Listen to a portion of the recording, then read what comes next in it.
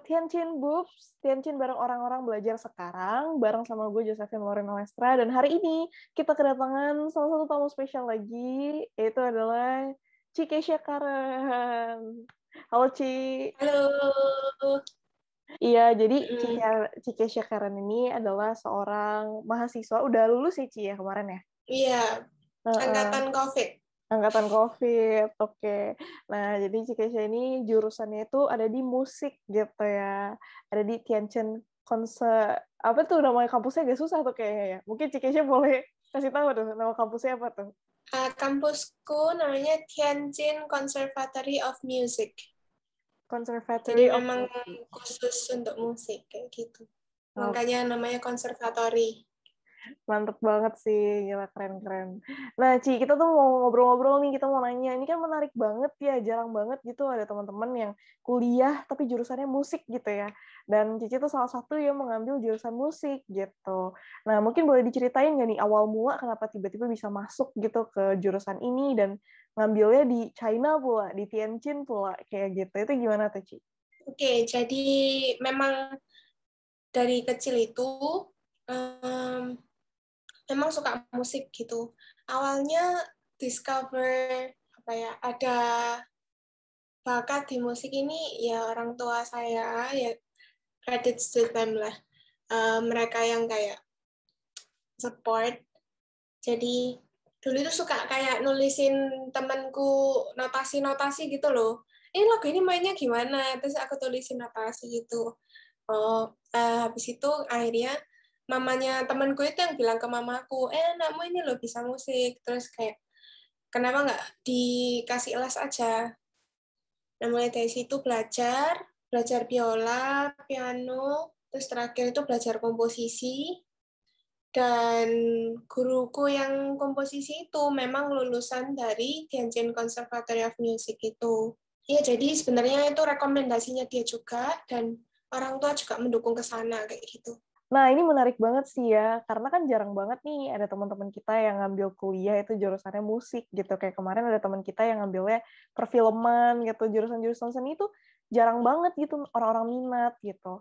Tapi kan kita melihat nih kayak Cikesha nih bisa pergi gitu ke China dan ngambil kuliah musik di sana.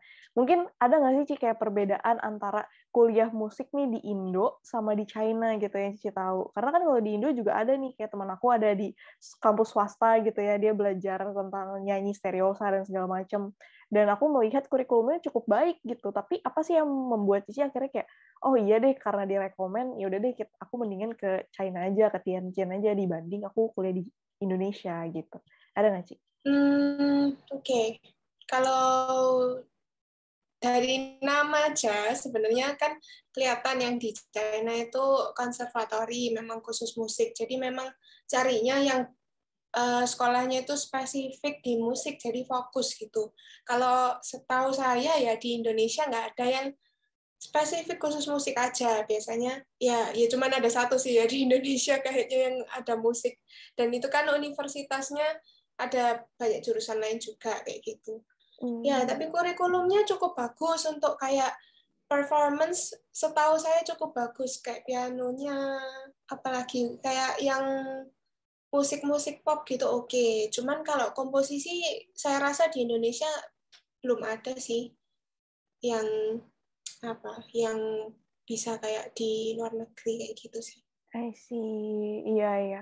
Nah, Ci, kan ini kalau kita bilang ya secara kurikulum mungkin ada beberapa perbedaan, tapi mungkin nggak banyak juga. Tapi karena di sini sudah spesifik untuk musik, jadi memang lebih terarah aja gitu ya. Dan mungkin pengajarnya juga jadi lebih spesifik gitu ya. Nah, Ya, mungkin ada teman-teman yang penasaran gitu, pingin sekolah musik keluar gitu kan ya.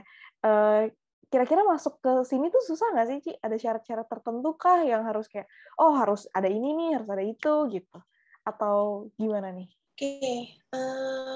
Kalau syarat ya sebenarnya kalau orang internasional masih oke lah syaratnya. Nggak terlalu gimana ya, nggak terlalu tinggi, nggak setinggi orang Chinese karena kalau mereka itu banyak banyak banget ujiannya. Tapi waktu itu um, tahun-tahun sebelum saya, angkatan-angkatan atas ya senior saya gitu ya. Mereka itu harus ada kelas foundation kayak gitu, mungkin 6 bulan 1 tahun gitu. Nah, karena waktu itu saya sudah lihat program saya kok 5 tahun. Nah, kalau pakai foundation lagi, kan jadi tambah panjang tuh waktunya. Akhirnya di sekolah itu boleh, jadi ambil ujiannya untuk masuk itu. Jadi waktu itu ujian untuk masuk komposisinya itu saya disuruh menuliskan lagu dengan disediakan kayak 2 bar gitu, 2 bar notes gitu. Terus saya ngelanjutin itu dalam waktu kurang lebih berapa jam ya? Kayak 3-4 jam kali. Oke, jadi kayak itu tes masuknya gitu ya? Ya, tes masuknya. Oke, ini menarik sih. Berarti ini buat teman-teman nih mungkin yang mau kuliah musik gitu ya, bukan cuma teman-teman jago main alatnya doang, tapi teman-teman harus ngerti gitu tentang teknisnya kayak not balok dan segala macem gitu ya. Benar. Oke, menarik sih. Ada lagi nggak sih maksudnya syarat-syarat lainnya? Mungkin harus, kalau di China kan mungkin harus bisa bahasanya atau apa gitu. Ada nggak? Atau bebas? Kalau sertifikat HSK nggak wajib, karena yaitu diadakan juga apa ya khusus kayak les untuk untuk anak-anak yang Mandarinnya belum terlalu paham gitu. Khusus anak internasional disediakan kelas khusus biasanya kayak gitu. Itu sih apa lagi ya? Ya nggak ada sih yang lain kayak syaratnya umum-umum aja. Yang penting bisa main musik pasti, terus tahu teorinya. Karena anak-anak yang sekolah musik pasti akan teorinya pasti diperkuat lagi. Kalau kayak nggak tahu dasarnya itu kayak lumayan eh, apa ya? Pasti effortnya lebih banyak kalau misalnya benar-benar dari nol gitu nggak tahu kayak gitu. I see. Iya ya, berarti memang teman-teman yang udah mau kuliah musik nih dari awal sudah dipersiapkan untuk ya memang untuk kejurusan itu gitu ya, nggak bisa main-main gitu. Paham-paham. Berarti untuk durasi kuliah sendiri itu 4 tahun ya? Atau 5 tahun? Kalau untuk performance 4 tahun. Kalau ya sih, cuman jurusan saya kayaknya yang 5 tahun komposisi. Oke, berarti kalau performance dia 4 tahun, tapi karena Cici ngambil komposisi jadi 5 tahun gitu ya? Ya, Nice. benar. Oke, oke. Nah, boleh nggak, Ci, nih, mungkin ada cerita-cerita menarik gitu selama Cici kuliah gitu di sana. Mungkin kan kalau aku lihat juga banyak konser-konsernya ya, banyak yang dilakuin gitu. Nah, itu mungkin boleh diceritain, Ci, gitu, gimana keseruannya, biar teman-teman bisa ada gambaran nih, kalau misalnya kayak mau kuliah di sana, oh ternyata seru ya, ada konsernya seperti ini, atau ada belajarnya seperti itu, gitu. Ya, jadi kalau kalau pecinta musik ya pasti senang banget sih. Karena di sana benar-benar lingkungannya musik semua. Terus apa ya kalian bisa ketemu banyak banget apa mau belajar yang tradisional, musik tradisional Chinese ada.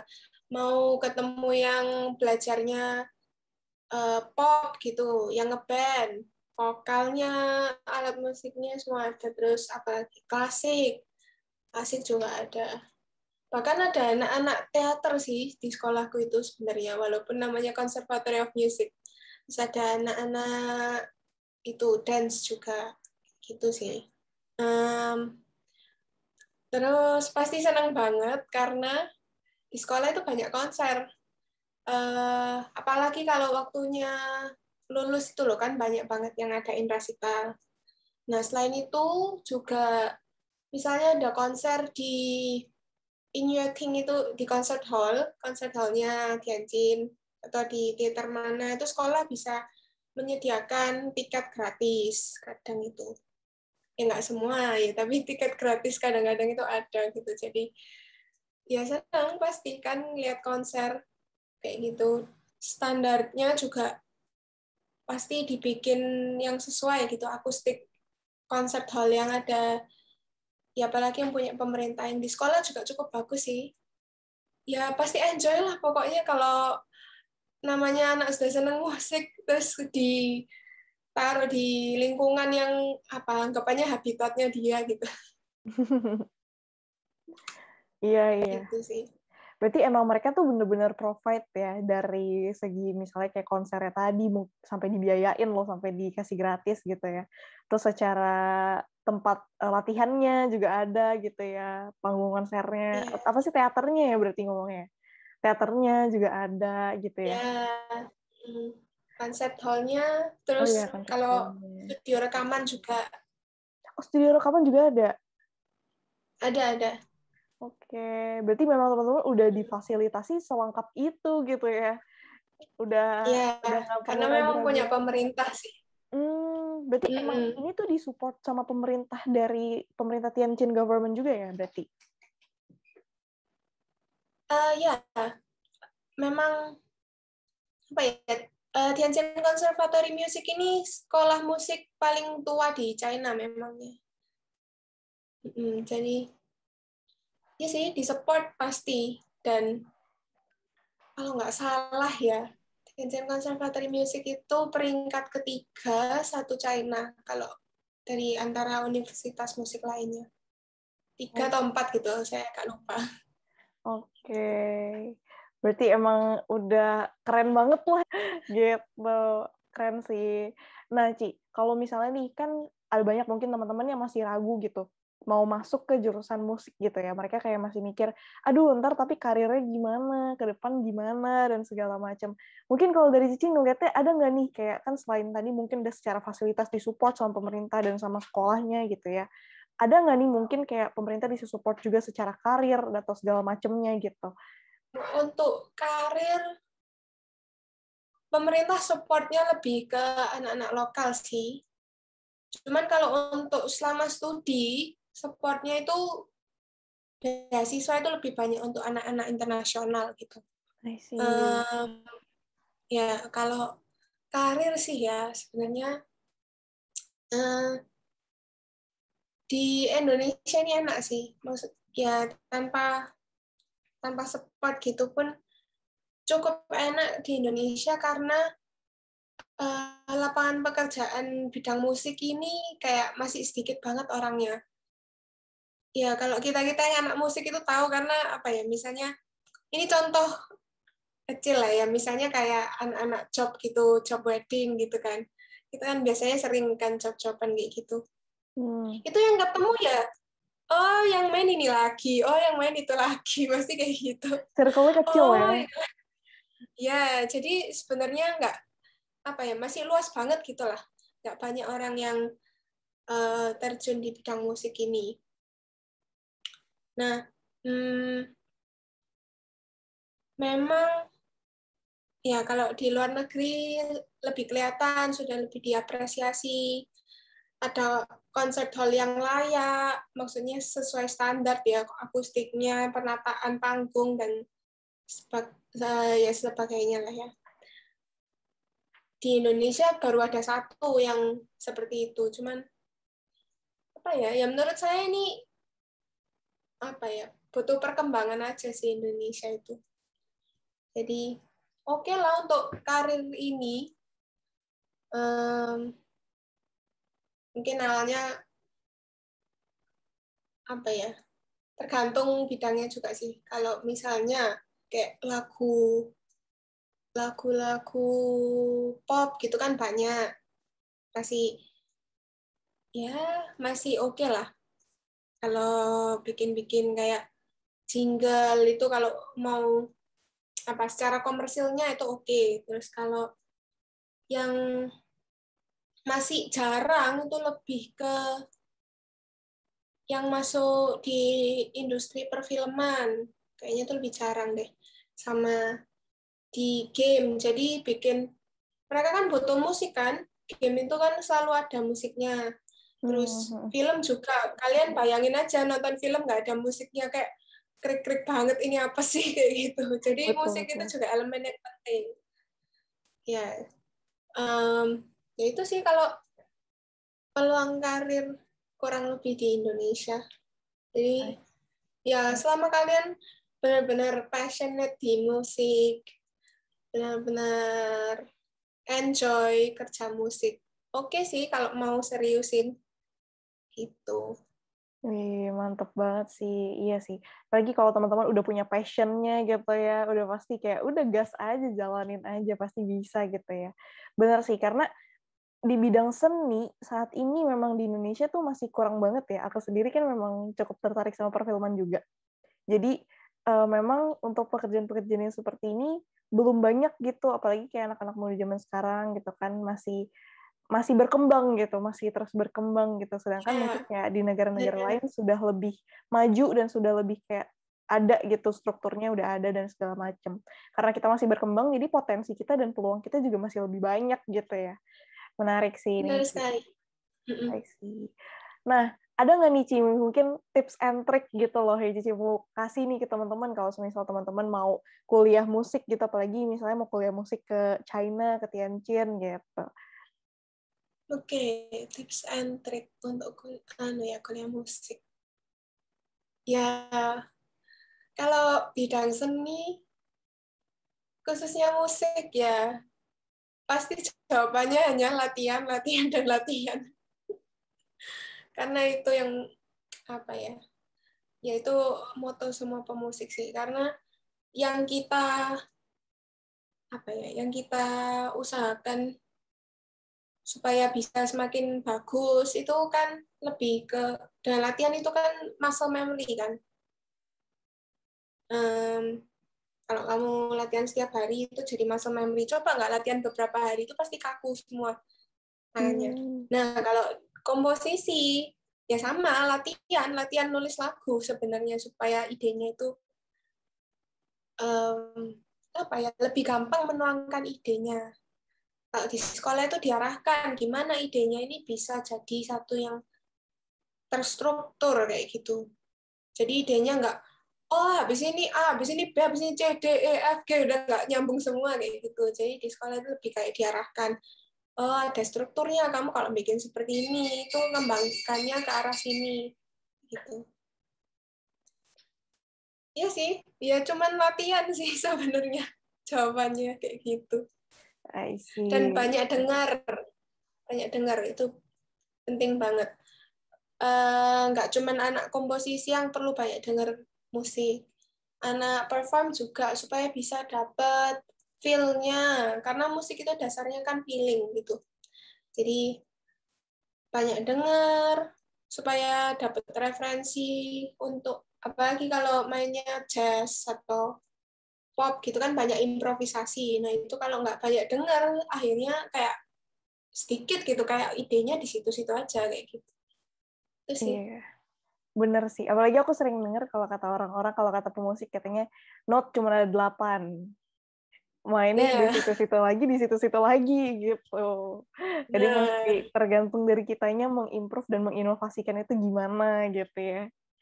Ini Benar menarik banget. sih. Iya, berarti itu practice makes you perfect gitu ya. Jadi Iya, benar kalau kamu benar kalau sekali. kalau kamu mau masuk ke bidang seni dan segala macam, tapi memang benar sih, aku setuju banget. Karena bidang seni itu kebanyakan kita mainnya pakai feeling gitu ya. Karena kayak kayak nulis Ya, cerita, nulis lagu, ngapain lagi ya, mengarrange sesuatu itu semua pakai feeling gitu, based on feeling semua.